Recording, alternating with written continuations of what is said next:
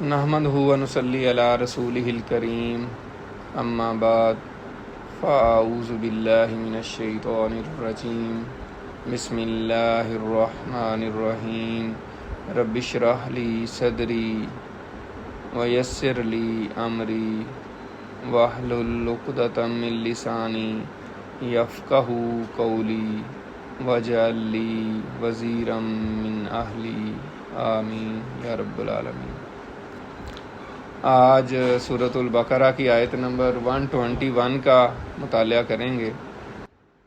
الذین آتیناہم الکتاب یتلونہ حق تلاوتہ اولئک یؤمنون بہ ومن یکفر بہ فاولئک هم الخاسرون۔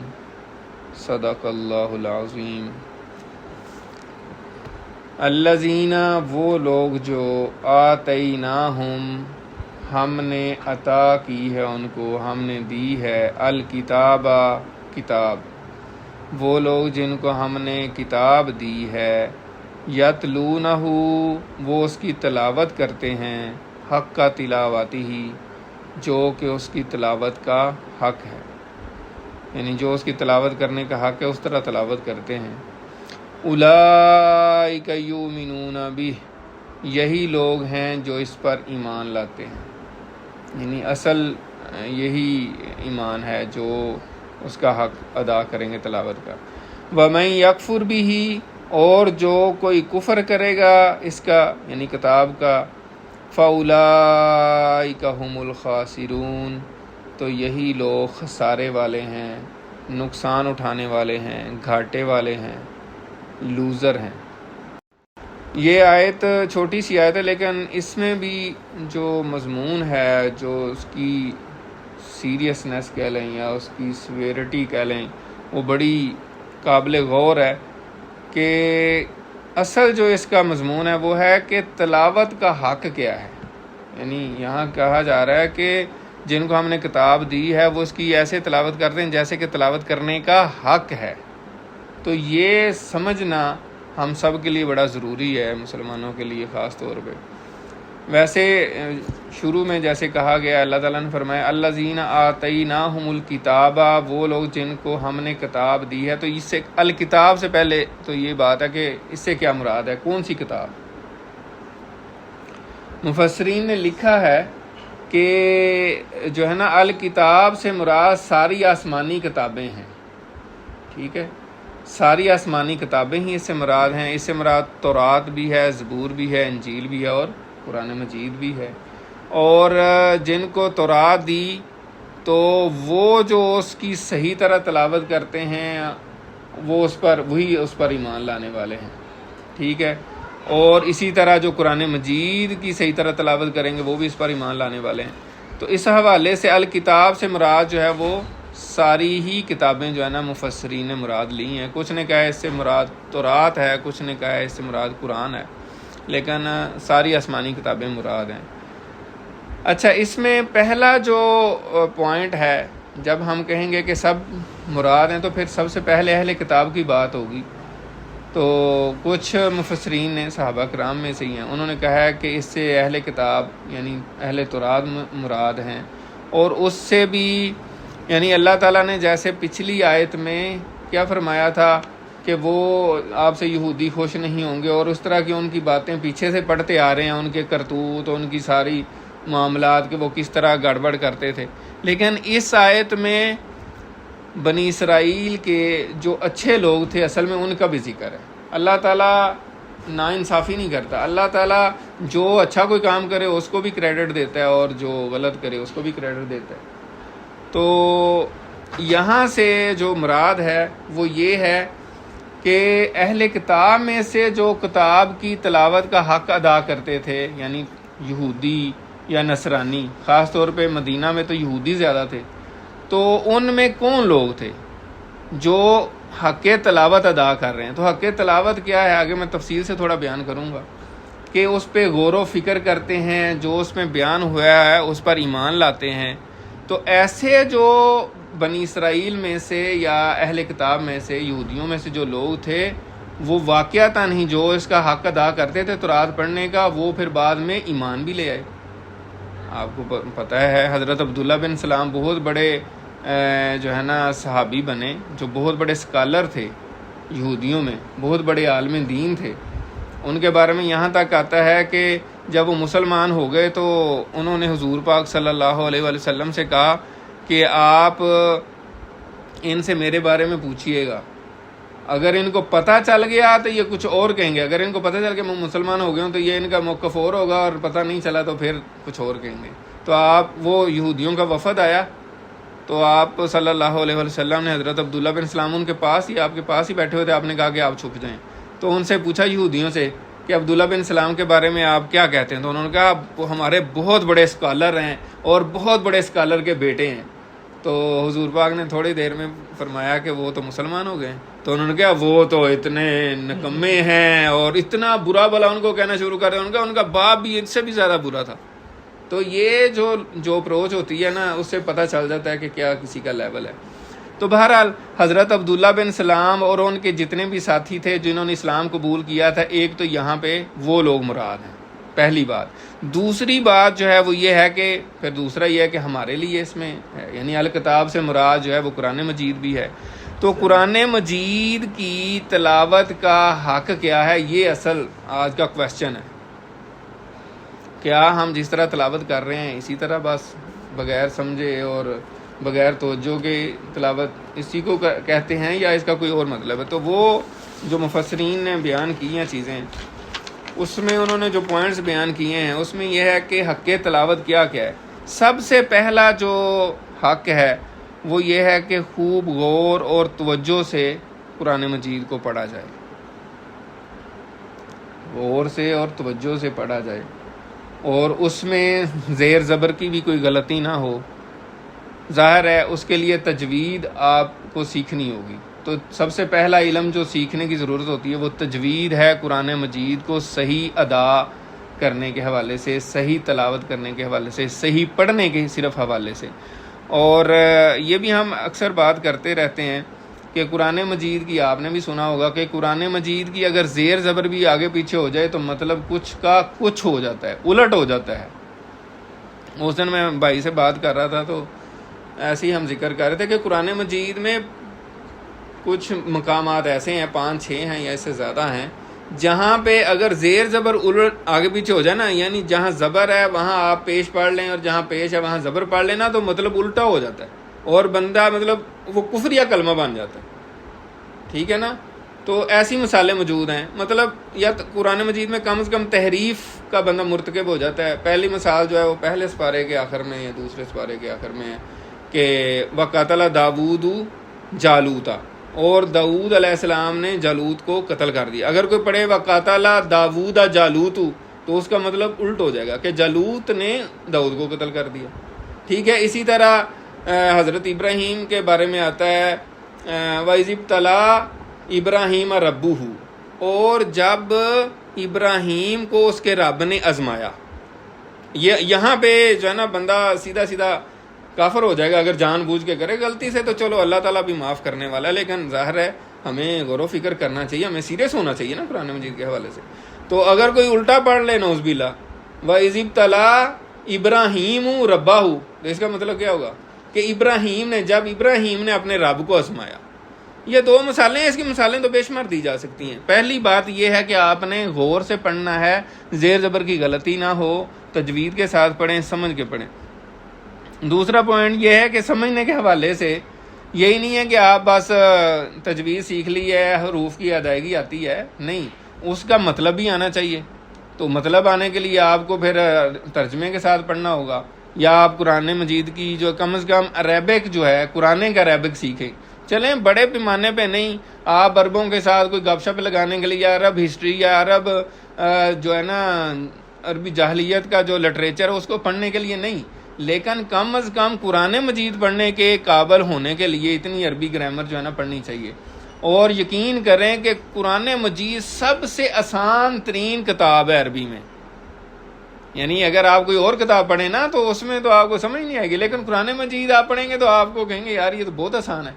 سب سے زیادہ آسان کتاب جو ہے وہ قرآن مجید ہے عربی میں، اور اس وقت بھی جو عربی لٹریچر ہے نا، ایون کہ حدیث بھی ظاہر ہے اس لیول کی نہیں ہے جو قرآن میں، ظاہر ہے اللہ کا کلام ہے، اس کو اس لیے فصیح ترین جو ہے، اور یہ اپنے کیا کہتے ہیں بلاغت کی انتہا کو پہنچا ہوا کلام ہے، یعنی اتنا بالکل زبردست ہے کہ یہ بندہ پڑھتا ہے تو آسان ترین بھی اللہ تعالیٰ نے بنا دیا، جیسے اللہ تعالیٰ نے فرمایا بھی ہے.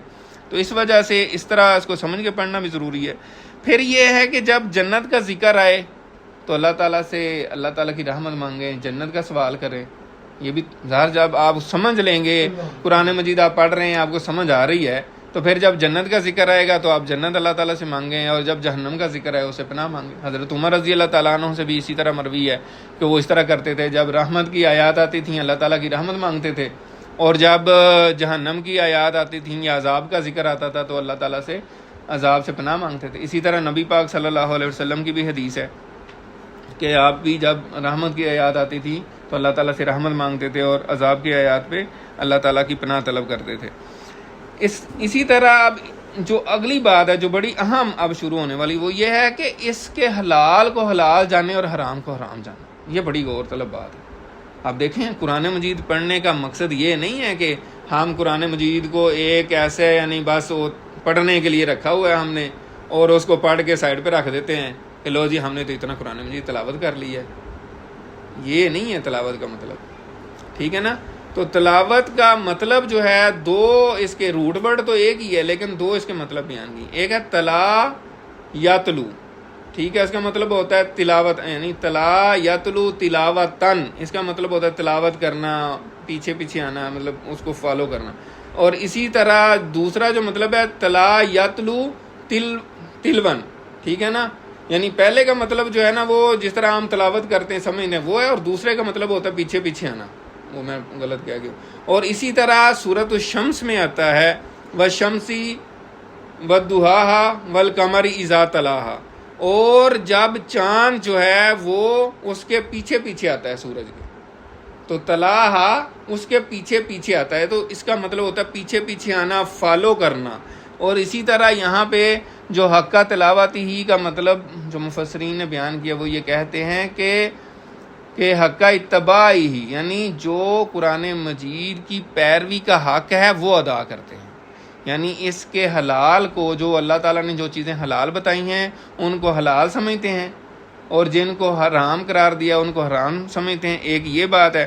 دوسری اس میں یہ ہے کہ جو اس کی محکم باتیں ہیں، جو اس کے باقی احکامات ہیں جو واضح ہیں، کلیئر ہیں، ان پر وہ عمل کرتے ہیں، اور جو متشابہات ہیں جن کے بارے میں کلیئر نہیں ہے اس پر وہ ایمان لاتے ہیں. اس میں ٹیڑھ نہیں تلاش کرتے کہ ایسی آئے جس کا کسی کو مطلب، وہ مفسرین نے بھی بتایا کہ یار یہ متشابہات میں اس کا میننگ واضح نہیں ہے. ایسی آیات ہیں قرآن مجید میں بہت جن کو متشابہات کہتے ہیں، وہ اس میں اپنا کوئی فلسفہ گاڑ کے اور مسلمانوں کو ایویں ہی کسی طرف لگا دیں، ٹھیک ہے نا، تو وہ صحیح طریقہ نہیں ہوتا. ایسے لوگ جو قرآن مجید میں ٹیڑھ نکالنے کی کوشش کرتے ہیں وہ رویہ اختیار نہیں کرتے. تو ایسے لوگ جو ہے نا وہ قرآن مجید کی تلاوت کا حق ادا کر رہے ہوتے ہیں، ٹھیک ہے.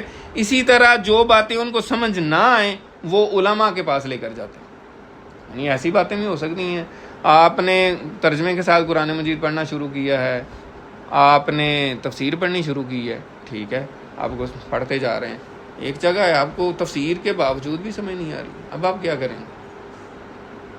ظاہر سی بات ہے آپ کسی عالم دین کے پاس جائیں گے جس کے پاس علم ہے، پھر وہ آپ کو بتائے گا. میرے ساتھ کئی دفعہ ہوتا ہے کہ مجھے جب سمجھ نہیں آتی تو میں بھی کسی اسکالر سے رابطہ کرتا ہوں، پوچھتا ہوں کہ اس کا کیا مطلب ہے، تو وہ بتا دیتے ہیں.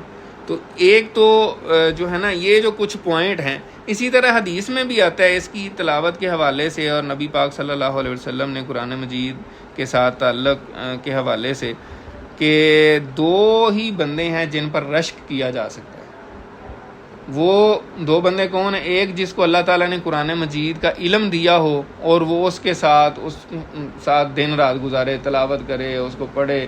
اور دوسرا وہ بندہ جس کو اللہ تعالیٰ نے مال دیا ہو اور وہ اللہ کے راستے میں خرچ کرے. یہ دو بندے ہی ہیں جن کے اوپر رشک کرنا چاہیے اور رشک کیا جا سکتا ہے. اور یہ بخاری شریف کی حدیث ہے، 5026 نمبر حدیث ہے، ٹھیک ہے. ہاں، اور اب اہم ترین جو میں آپ کو بات بتانے لگا ہوں، جو میں پڑھ کے بڑا ایک دفعہ میں ہل گیا، میں کہا یار یہ دیکھیں کہ ہم تو اتنا سیریس ہی نہیں لیتے قرآن مجید کو.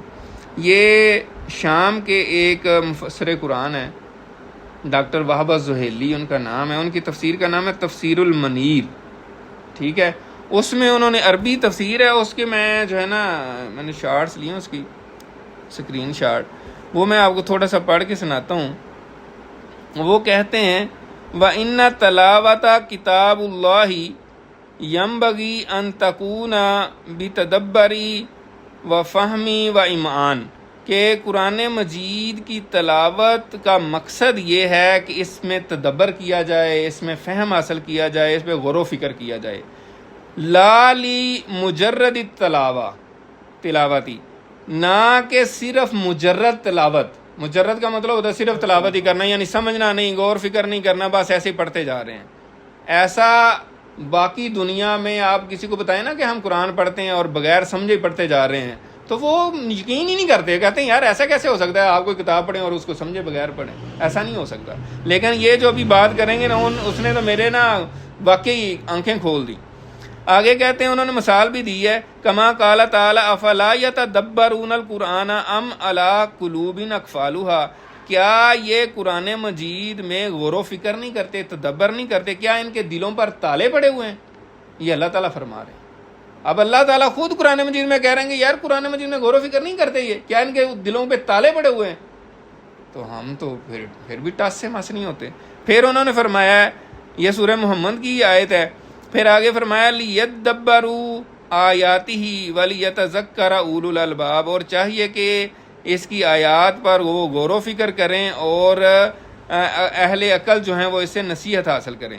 اب آگے جو انہوں نے بات کی اب وہ بہت ہی یعنی دل ہلا دینے والی ہے اور بہت ہی الرٹ کرنے والی ہے. یہ ساری سمجھ لیں کہ آج کی ساری گفتگو میں جو مرکزی نقطہ ہے نا، وہ یہ میں ابھی بیان کرنے لگا ہوں. پھر کہتے ہیں، یہ ان کی تفسیر ہے جو عربی میں انہوں نے لکھی ہے، وہ اس کا میں آپ کو ترجمہ سنا رہا ہوں. والفائدۃ المنشودۃ، اور اس کا جو فائدہ مقصود ہے تلاوت کا، من القرآن، قرآن میں سے، ہی العمل بہ، وہ اس پر عمل کرنا مقصود ہے. یعنی دیکھیں قرآن مجید کی تلاوت کرنے کا مقصد یہ ہے کہ آپ اس پر عمل کریں، جو اللہ تعالیٰ فرما رہے ہیں اس پر عمل کرتے جائیں. فہوا کما ثبت فی الحدیث صحیح، پھر وہ کہتے ہیں جیسا کہ صحیح حدیث سے ثابت ہے، والقرآن حجۃ لک او علیک. یہ ڈاکٹر اسرار صاحب کا بھی کئی دفعہ میں سنتا ہوں تو وہ اس حدیث کو بڑا کوٹ کر رہے ہوتے ہیں. قرآن مجید، یہ حدیث ہے ابھی جو میں جس کا ترجمہ کر رہا ہوں، والقرآن حجۃ لک او علیک، قرآن مجید یا تو تمہارے حق میں حجت ہے، دلیل ہے، یا پھر تمہارے خلاف. یہ نہیں ہے کہ قرآن مجید خاموش رہے گا. یہ اس حدیث میں بتایا جا رہا ہے کہ یا تو قرآن مجید تمہیں سپورٹ کرے گا قیامت کے دن. جیسے بہت زیادہ حدیث ہیں کہ قرآن مجید جو ہے نا ایک نوجوان کی شکل میں، خوبصورت نوجوان کی شکل میں سفارشی بن کے آئے گا اور آپ کے ساتھ چلے گا. آپ کہیں گے کہ یار تم کون ہو، اتنے خوبصورت نوجوان اور زبردست، تو بڑا میری ہیلپ کر رہا ہے.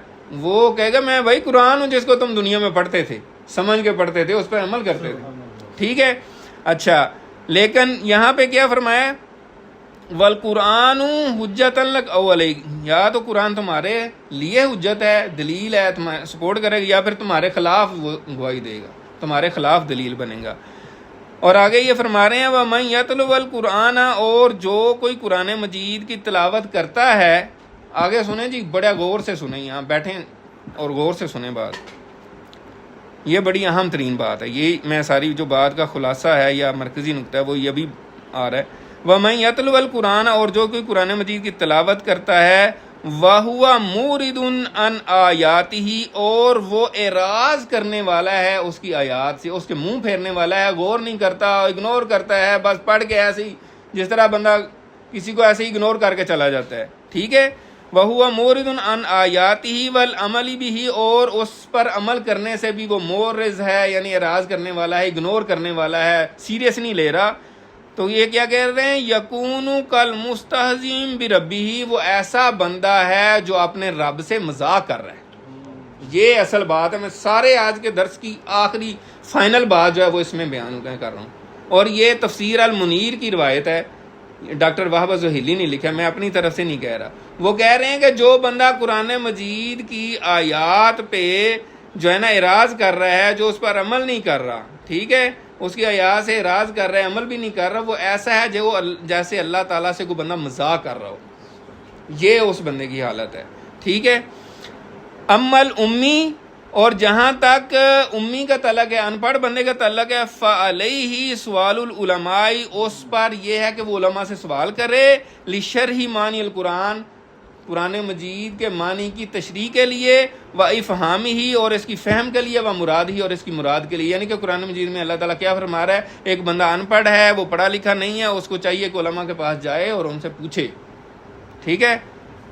تو ہم کیا کر رہے ہیں؟ پھر انہوں نے آیت بھی بتائی ہے، آیت کوٹ کی ہے، فَاسْأَلُوا أَهْلَ الذِّكْرِ إِن كُنتُمْ لَا تَعْلَمُونَ، اور پوچھو اہل ذکر سے، یعنی اہل علم سے، اگر تم نہیں جانتے، یعنی اگر کسی چیز کا تمہیں علم نہیں ہے تو تم اہل علم سے پوچھ سکتے ہو۔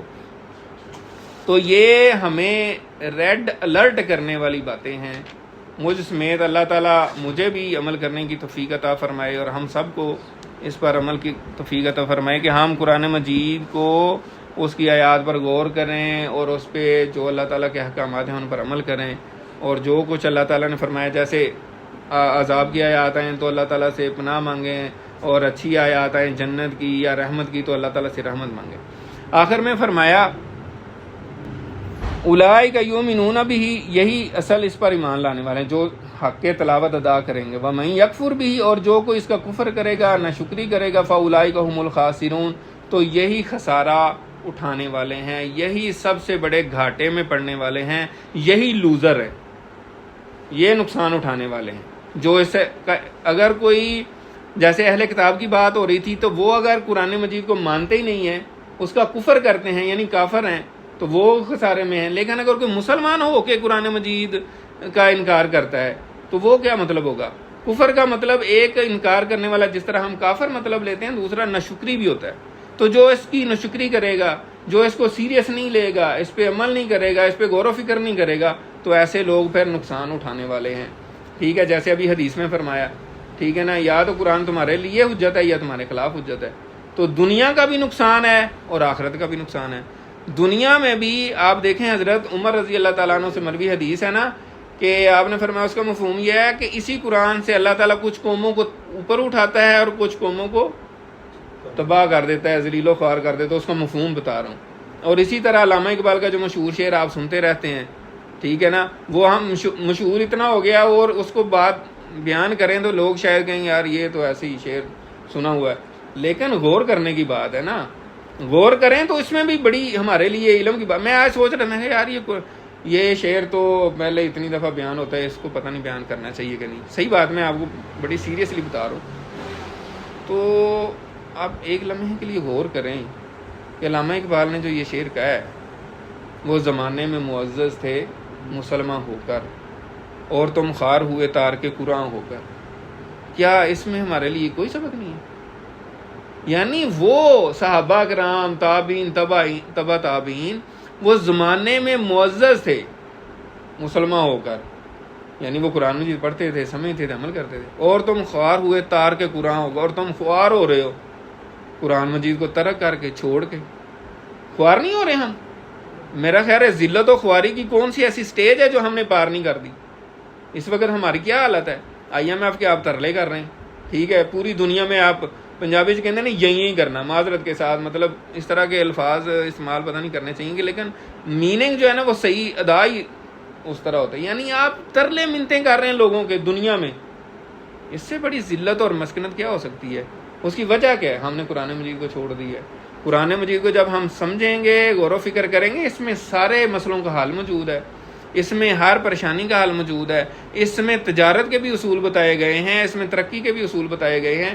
قرآن مجید میں اتنے زیادہ پرنسپلز ہیں، ٹھیک ہے، اتنے اصول بیان کر دیے گئے ہیں۔ قرآن مجید زیادہ ڈیٹیل میں نہیں، اگر زیادہ ہر چیز تفصیل میں بتائی جاتی، فرض کریں تجارت کی بات ہے تو تجارت پہ تو بڑی بڑی کتابیں لکھی ہیں، تو پھر تو قرآن مجید کئی والیومز پہ ہوتا۔ اگر ہر چیز پہ اگر جو ہے نا آپ کو پوری ڈیٹیل بتائی جاتی، تو اصل میں قرآن مجید میں اصول بتائے گئے ہیں، اس پہ اگر ہم عمل کریں تو آج بھی ہم اوپر جا سکتے ہیں، ٹھیک ہے۔ اور اگر ہم اس پہ عمل نہیں کریں گے تو جو ہمارا حال ہو رہا ہے وہ آپ کے سامنے ہے۔ تو وَمَن يَكْفُرْ بِهِ فَأُولَٰئِكَ هُمُ الْخَاسِرُونَ، اور جو کوئی اس کا انکار کرے گا وہی نقصان اٹھانے والے ہیں۔ تو اس میں تو پہلی بات تو یہی ہے کہ اہل کتاب، امام ابن کثیر نے فرمایا کہ اس سے اہل کتاب مراد ہیں جو نبی اکرم صلی اللہ علیہ وسلم پر ایمان نہیں لائیں گے، وہ جہنم میں جائیں گے۔ اور اسی طرح مسلم شریف کی حدیث نمبر 386 ہے، آپ نے فرمایا اس کا مفہوم یہ ہے کہ اہل کتاب میں سے جس نے میرے بارے میں سن لیا کہ میں اللہ کا رسول ہوں اور پھر بھی مجھ پر ایمان نہیں لایا تو پھر اس کا ٹھکانہ جہنم ہے۔ اس حدیث کا مفہوم یہ ہے، ٹھیک ہے۔ اچھا، اس کے بعد جو ہے قرآن مجید کی فضیلت کے حوالے سے میں ایک چھوٹا سا آپ کو واقعہ بھی سناؤں گا، جس سے قرآن مجید سے محبت اور قرآن مجید کی اہمیت اور قرآن مجید کیسے ایک فرد کو اور ایک قوم کو اوپر اٹھاتا ہے۔ یہ ایک فرد کی بات ہے، ایک شخص کی بات ہے کہ جنہوں نے قرآن مجید کے ساتھ اپنا تعلق قائم کیا تو وہ ان کو اللہ تعالیٰ نے کتنی عزت دی۔ تو واقعہ یہ ہے، پیر جو ہے نا ذوالفقار صاحب ہیں نقشبندی، پیر ذوالفقار صاحب نقشبندی بڑے مشہور ہیں آج کل پاکستان میں۔ انہوں نے وہ اپنے جو لیکچر دیتے ہیں تو اسی کی انہوں نے کتاب لکھی ہوئی ہے کہ تڑپا دینے والے واقعات، اس میں نے یہ واقعہ پڑھا۔ وہ لکھتے ہیں یا بیان کیا انہوں نے کہ ایک یہودی تاجر تھا مدینے کا، تو وہ شام گیا تو وہاں پہ تجارت کا سامان وغیرہ اس نے خریدا، اور آخر میں اس نے دیکھا کہ ایک غلام بک رہا ہے۔ یا پہلے تو غلام بکتے تھے، آپ کو پتہ ہے جیسے عام چیزیں بکتی ہیں، تو اس کو کوئی خرید نہیں رہا، وہ لگا ہوا بولی لگا رہا ہے لیکن کوئی اس کی طرف آ نہیں رہا، اور بالکل ہی کم قیمت لگا رہے ہیں لوگ نا، جیسے بالکل ہی ایک فرض کریں 5,000 کی ایک چیز ہے تو وہ کوئی 50-60 روپے لگا رہا ہے، کوئی 100 روپیہ لگا رہا ہے بس۔ یعنی عام ایک جس طرح غلام کی قیمت فرض کریں 5,000 درہم تھی اس وقت، فار ایگزامپل میں سمجھانے کے لیے کہہ رہا ہوں، تو وہ کوئی جو ہے نا 50-60 یا 70 درہم کوئی لوگ جو ہے نا اس کی بولی لگا رہے تھے۔ تو وہ بیچارہ کہہ رہا تھا بیچنے والا، یار اور کوئی ہے جس طرح بولی لگتی ہے، کوئی نہیں آ رہا تھا۔ اس یہودی تاجر نے دیکھا تھا، اس نے کہا کہ یار اتنا سستا غلام، مطلب ہے تو ایک لڑکا ہی ہے، تو جو بھی ہے مطلب اتنی شکل خوبصورت نہیں ہے بقول ان کے، اور اتنا کوئی سمجھدار نہیں لگ رہا، جو لوگ خریدنے آتے تھے ان کی بات ہو رہی ہے ظاہر ہے۔ تو اس نے کہا چلو یار میں خرید لیتا ہوں، اتنا سستا تو اور اس سے زیادہ کیا ہو سکتا ہے۔ تو اس نے خرید لیا اور وہ لے کر ان کو جو ہے نا سفر کر کے آ گیا مدینے میں آ گیا، تو باقی اپنا سامان تجارت بیچا، اور پھر ان کو اس غلام کو بھی اس نے بیچنے کے لیے رکھ دیا۔ اب وہ روز ادھر بھی ایسے ہی حال تھا، وہ مدینے میں بازار میں ان کو لگاتا تھا بیچنے کے لیے، اور لوگ آتے تھے اور دیکھتے تھے کہ یار یہ تو کوئی ایسی خاص خوبصورت شکل بھی نہیں ہے، کوئی رنگ بھی کالا سا ہے، اور کوئی اتنا عقل مند بھی نہیں لگتا بقول ان کے۔ تو دھوپ میں ظاہر ہے بازار میں ہر جگہ تو چھاؤنی ہوتی، لوگ ایسے ہی بازار میں کھڑے ہو کے بیچنا شروع کر دیتے تھے، دھوپ میں کھڑے ہے لڑکا ہے جو غلام، وہ کھڑا ہے، اور وہ اسی طرح کئی دن گزر گئے، 7-8 دن انہوں نے لکھا ہوا ہے، کوئی خرید نہیں رہا تھا۔ تو ایک نوجوان لڑکی جو ہے وہ 1-2 دفعہ وہاں سے گزری، بڑی رحم دل، نیک دل اور بڑی خدا ترس، تو اس کو ظاہر خواتین ویسے بھی رحم دل ہوتی ہیں تھوڑا، اس نے 1-2 دفعہ دیکھا، اس نے کہا یہ بیچارے کو دھوپ میں کھڑا کیا۔ آپ کو پتہ ہے خواتین، اب باہر گلی میں بھی کوئی کھڑا ہو نا تو آپ کو شاید اتنا احساس نہ ہو، لیکن کوئی خاتون جو ہے نا دیکھے گی تو وہ کہے گی ہائے وہ بیچارہ اس طرح نا۔ تو اس نے دیکھا، اس نے کہا یہ بیچارے کو دھوپ میں کھڑا کیا ہوا ہے تو بک نہیں رہا۔ اس آخر کار نا اس نے جا کے نا اس نے کہا میں پتہ کر دوں کتنے گئے، ظاہر ہے پتہ کر دوں۔ تو اس نے جا کے پوچھا کہ کتنے گئے، کتنے کا بیچنا ہے؟ اس نے کہا بیچنا کیا ہے باجی، میں تو اس سے جان چھڑانا چاہ رہا ہوں۔ مطلب یہ اس کے الفاظ تھے جس طرح انہوں نے کوڈ کیا ہے کہ یہ بک بھی نہیں رہا، اور مجھے تو ظاہر ہے کھانا بھی 3 ٹائم کھلانا پڑ رہا ہے، اور میرے لیے تو بڑا مشکل بنا ہوا۔ تو اس نے کہا ٹھیک ہے، اس نے کہا میں نے 70 درہم کا یا جتنے کا بھی وہاں لیا تھا، اور جو میرا اس کے اوپر خرچہ ہے وہ دے دیں تو آپ لے جائیں، میں نے کوئی منافع نہیں لینا، آپ لے جائیں۔ انہوں نے خرید لیا۔ اب دیکھیں کسی کی اس میں نا اس واقعے میں اور بھی بڑے سبق ہیں، اصل تو قرآن مجید کی فضیلت کا ذکر آئے گا، لیکن اس میں اور بھی بڑے سبق ہیں ہمارے لیے۔ بہرحال یہ وہ خرید کے لے گئی۔ بعد میں مکہ سے ایک تاجر جو ہیں، ابو حذیفہ ان کا نام تھا، ٹھیک ہے، وہ تاجر جو ہیں وہ بھی شام جا رہے تھے، تو مدینہ رستے میں پڑتا ہے، آپ کو پتہ ہے مکہ ادھر ہے اور مدینہ ادھر ہے، پھر شام ادھر ہے، تو رستے میں مدینہ پڑتا ہے۔ تو وہ وہاں آئے اور اسی طرح کہیں کوئی ذکر ہوا کہ اس طرح غلام تھا اور اس طرح وہ نوجوان لڑکی نے خرید لیا ہے، اور وہ تو کوئی لیتا ہی نہیں تھا اس کو، اس بیچاری نے ترس کھا کے اس کو خرید لیا، اس کو کوئی ضرورت نہیں تھی، تو اس کی خوبیاں بیان کی۔ تو اس نے کہا انہوں نے نکاح کا پیغام بھیج دیا ان کے گھر کہ میں اس لڑکی سے شادی کرنا چاہتا ہوں۔ اس نے مطلب دیکھیں لیول چیک کر رہے ہیں ایک بندے کا، اس نے کہا کہ جو لڑکی اتنی یعنی خدا ترس ہے، رحم دل ہے، تو تو وہ اچھی خاتون ہوگی، میں اس سے شادی کرنا چاہتا ہوں۔ تو جب ان کے والدین کو پیغام پہنچا تو انہوں نے پتہ چلا، انہوں نے کہا جی وہ تاجر ہے بندہ اور مکے کا ہے، قریش کا ہے۔ تو والدین نے کہا یار اس سے بڑا اچھا رشتہ تو کوئی نہیں ہو سکتا۔ تو انہوں نے شادی کر دی تو پھر ظاہر ہے شادی کے بعد وہ غلام کیونکہ انہوں نے خریدا ہوا تھا تو وہ جہیز میں ان کے ساتھ آ گیا مکہ میں، ٹھیک ہے۔ قصہ مختصر یہ ہے کہ وہ ادھر آ گیا۔ اب یہ جو ہے نا حذیفہ جو ہیں، حضرت حذیفہ یعنی بعد میں مسلمان ہو گئے، تو ان کا حضرت عثمان غنی رضی اللہ تعالیٰ عنہ سے بڑا تعلق تھا، بڑی دوستی تھی۔ تو وہ یہ اسلام کے شروع کی بات ہے، تو وہ کہہ رہے تھے کہ یار یہ حضرت عثمان غنی جو ہے نا یہ آج کل میرے بڑے اچھے دوست ہیں، لیکن کوئی موڈ ان کا آف لگ رہا ہے کہ چکر کیا ہے، کوئی ناراض ہے مجھ سے۔ تو انہوں نے کہا جی میں آج آپ کے گھر پہ آؤں گا، یا جس طرح ہم کہتے ہیں میں آج چائے آپ کے ساتھ پیوں گا۔ تو وہ آئے، انہوں نے گپ شپ، انہوں نے کہا آپ ناراض ہیں، کیا چکر ہے، آپ کوئی وہ باتیں نہیں کرتے دل کی ہمارے ساتھ، اور اس طرح کیا ہے؟ تو حضرت عثمان غنی نے کہا کہ یار آپ معاملات تھوڑے ہیں، آپ تو لات منات کو مانتے ہیں، تو میں تو مسلمان ہو گیا ہوں۔ تو انہوں نے کہا آپ لات منات کو نہیں مان رہے، کیا کہہ رہے ہیں؟ تو انہوں نے بہرحال حضرت عثمان غنی نے ان کو سمجھایا، وہ مسلمان ہو گئے۔ تو حضرت ابو حذیفہ رضی اللہ تعالیٰ عنہ جو ہے نا یہ صحابی رسول بن گئے۔ جب یہ اسلام انہوں نے قبول کیا، گھر جا کے انہوں نے بتایا، تو وہ خاتون خانہ تو پہلے ہی نیک دل، رحم دل اور ایک سمجھدار خاتون تھی۔ انہوں نے کہا میں نے بھی پھر اسلام قبول کرنا ہے، یہ صحیح دین ہے۔ تو انہوں نے اسلام قبول کر لیا۔ پھر نبی پاک صلی اللہ علیہ وسلم کے پاس آنا جانا تھا، وہاں سے پتہ چلا کہ غلام آزاد کرنے کا اتنا زیادہ ثواب ہے، تو انہوں نے اپنے غلام کو آزاد کر دیا۔ جب غلام کو آزاد کر دیا تو اب وہ غلام کہ میں بھائی جاؤں کدھر، میرا تو ادھر کوئی ہے ہی نہیں، مکے میں میرا تو کوئی جاننے والا نہیں ہے، رشتہ دار نہیں ہے۔ تو پھر حضرت ابو حذیفہ رضی اللہ تعالیٰ عنہ جو انہوں نے کہا کہ میری بیوی نے پہلے اتنا اچھا کام کیا، اب میں اچھا کام کرتا ہوں، اور انہوں نے اپنا ان کو بیٹا بنا لیا، ٹھیک ہے۔ تو یہ تھے حضرت سالم۔ اب یہ جو ہے یہ بھی پھر ظاہر گھر میں اسلام تھا، انہوں نے بھی اسلام قبول کر لیا۔ اب اور کوئی ان کا اتنا زیادہ کام شام نہیں تھا، تو یہ حضور پاک صلی اللہ علیہ وسلم کے پاس زیادہ وقت گزارتے تھے۔ تو انہوں نے قرآن سیکھنا شروع کر دیا، کرتے رہے تو ان کو مکے میں بہت اچھے قاری یہ بن گئے، جن کو سب سے زیادہ یعنی ان لوگوں میں شامل ہو گئے جن کو سب سے زیادہ قرآن مجید یاد تھا، قرآن مجید سیکھا ہوا تھا، صرف یاد نہیں تھا۔ حضور پاک صلی اللہ علیہ وسلم کے پاس بیٹھتے تھے تو سیکھتے بھی تھے۔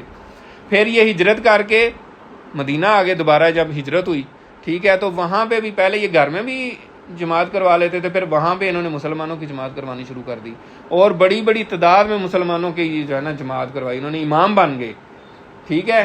اور یہ مدینے کے بعد روایات میں آتا ہے کہ 4 بڑے جو وہ تھے قاری، ان میں ان کا نام ہے، یا بعض نے کہا ہے کہ ٹاپ 10 جو قاری تھے ان میں ان کا شمار ہوتا تھا، ٹھیک ہے۔ جب یہ ایک دفعہ جماعت کروا رہے تھے صحابہ کرام کو، ظاہر سارے صحابہ تھے، تو وہی یہودی کا وہاں سے گزر ہوا، اس نے دیکھا یار یہ غلام مسلمانوں کو لیڈ کر رہا ہے، جس کو تو کوئی خریدتا نہیں تھا، اس سے تو میں نے بڑی مشکل سے جان چھڑائی تھی۔ اس نے کہا کہ مسلمانوں کو کہا آپ نے اس کو امام بنایا ہوا ہے، یہ تو اس طرح تھا اس طرح تھا۔ انہوں نے کہا بھائی یہ اس کو سب سے زیادہ قرآن یاد ہے، اس کو سب سے زیادہ قرآن آتا ہے، تو اس لیے مسلمانوں کو لیڈ کر رہا ہے، سمجھ آئیے۔ تو ایک غلام جس کی کوئی قدر نہیں پا رہا تھا، اس نے قرآن سیکھا تو وہ مسلمانوں کا لیڈر بن گیا، مسلمانوں کو وہ لیڈ کر رہا ہے، مسلمانوں کا امام بن گیا۔ اور ان کی تلاوت اتنی خوبصورت تھی، اتنی پیاری، بہترین، اور بہت کیا کہتے ہیں جو مزہ آ جائے سرور والی تلاوت تھی، اتنی زبردست یہ تلاوت کرتے تھے۔ اور ان کا بڑا ذکر ہے، کبھی آپ پڑھیں تو آپ کو پتہ چلے گا۔ تو ایک صرف مثال سے بات یہ ہے کہ وہ کہاں سے کہاں پہنچ گئے، ٹھیک ہے۔ تو جب ہم مسلمانوں نے قرآن مجید پہ عمل کیا، قرآن مجید کو سیکھا، تو ہم کہاں کے کہاں پہنچ گئے۔ لیکن آج ہمارا کیا حال ہے، اس پہ ایک شاعر نے قرآن کی فریاد سے نظم لکھی ہے، وہ میں آپ کے گوش گزار کر کے تو بات مکمل کرتا ہوں۔ آج کل ہم قرآن مجید کے ساتھ جو رویہ اپنائے ہوئے ہیں، وہ کسی شاعر نے بڑا اچھا بیان کیا، مجھے اس کے شاعر کا بھی ملا نہیں ہے شاعر کون ہے، لیکن مجھے جو پہلے میں نے پڑھا تھا اس وقت یاد آیا کہ ماہر القادری شاید اس نظم کا جو ہے نا وہ شاعر ہے۔ قرآن کی فریاد، قرآن اب کہہ رہا ہے، طاقوں میں سجایا جاتا ہوں، یعنی الماریوں میں سجا کے رکھ دیا جاتا ہوں، آنکھوں سے لگایا جاتا ہوں، لوگ آنکھوں سے مجھے لگاتے ہیں، چومتے ہیں اور آنکھوں سے لگاتے ہیں، تعویذ بنایا جاتا ہوں، دھو دھو کے پلایا جاتا ہوں، جس طرح سے طوطا مینا کو کچھ بول سکھائے جاتے ہیں، اس طرح پڑھایا جاتا ہوں، اس طرح سکھایا جاتا ہوں۔ جب قول و قسم لینے کے لیے تکرار کی نوبت آتی ہے، پھر میری ضرورت پڑتی ہے ہاتھوں پہ اٹھایا جاتا ہوں. سمجھ آ رہی ہے نا سب کو؟ یعنی ہم قرآن مجید کے ساتھ اوورال کیا رویہ رکھے ہوئے ہیں؟ یعنی قسم اٹھانی ہو تو اس وقت یا اس کو ویسے ہی چوم لیا. یعنی ہم اصل میں قرآن مجید کو سمجھنے کی طرف نہیں آ رہے. اصل بات یہ ہو رہی ہے تلاوت کا ثواب اپنی جگہ پہ ہے. نبی پاک صلی اللہ علیہ وسلم نے جب فرما دیا ہے تو اس کا ثواب ہے, اس سے انکار نہیں ہے. ٹھیک ہے. اور نبی پاک صلی اللہ علیہ وسلم نے بھی جب کہا تھا نا الف لام میم سے 30 نیکیاں ملیں گی, اور مقصد یہ تھا کہ جتنا قرآن پڑھیں گے اس کی اس ہر حرف پہ نیکیاں ملیں گی, تو وہ پہلے مخاطب تو عرب تھے. ٹھیک ہے نا. یعنی آپ صلی اللہ علیہ وسلم نے قطعی طور پہ یہ نہیں کہا تھا کہ اس کو بغیر سمجھے پڑھیں تو آپ کو ثواب, آپ نے یہ نہیں کہا تھا, لیکن اس سے ہم مسلمان یہ مراد لیتے ہیں. ٹھیک ہے کہ جو بغیر سمجھ کے بھی پڑھ لے گا تو اللہ اس کو بھی ثواب دے گا, لیکن اس کا حضور پاک کا مقصد یہ نہیں تھا کہ آپ بغیر سمجھے پڑھتے رہیں. یعنی وہ تو عربوں کو کہہ رہے تھے, وہ تو انڈرسٹوڈ تھا کہ وہ سمجھ کے ہی پڑھیں گے. ٹھیک ہے نا. تو ٹھیک ہے, اللہ تعالیٰ کی رحمت بہت وسیع ہے, اور جو بغیر سمجھے بھی پڑھے گا اس کو ثواب ملے گا. لیکن کیا وہ یعنی ساری عمر ایسے ہی پڑھتا رہے, کوشش ہی نہ کرے؟ یہاں یہ پوائنٹ بڑا اہم ہے. جو بندہ ٹائم ہی نہیں نکالتا, جو اس کو سیکھنا ہی نہیں چاہتا, جو سمجھنا ہی نہیں چاہتا, جو ٹائم ہی نہیں نکالتا. انگریزی اس کو آ جاتی ہے, 16 سال لگا کے انگریزی سیکھ لی اور زبانیں سیکھ لی, لیکن قرآن مجید کی زبان نہیں وہ سیکھنا چاہتا. کیا اللہ تعالیٰ کے حضور پیش ہو کے وہ کہے گا کہ یار میں تو یا اللہ بس ایسے ہی تلاوت کرتا تھا, بس ثواب میں نے اکٹھا کرنا تھا, میں نے اکٹھا کر لیے؟ کیا قرآن مجید اللہ تعالیٰ نے اس لیے بھیجا ہے؟ یہ ہدایت کی کتاب کیسے بن سکتی ہے جب ہم سمجھیں گے نہیں؟ تو یہی یہاں پہ انہوں نے اس کا ذکر کیا ہے. جب قول و قسم لینے کے لیے تکرار کی نوبت آتی ہے, پھر میری ضرورت پڑتی ہے ہاتھوں پہ اٹھایا جاتا ہوں.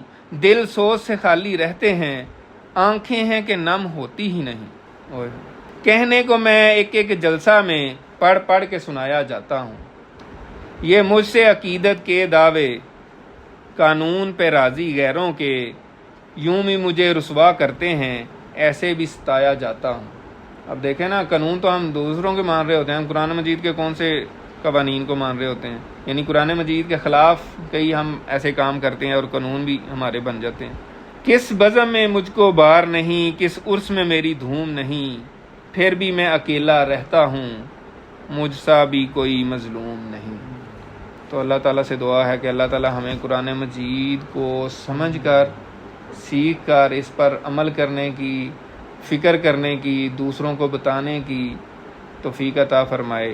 وآخر دعوانا ان الحمد للہ رب العالمین. سبحانک اللہم وبحمدک, نشہد ان لا الہ الا انت, نستغفرک ونتوب الیک. جزاک اللہ.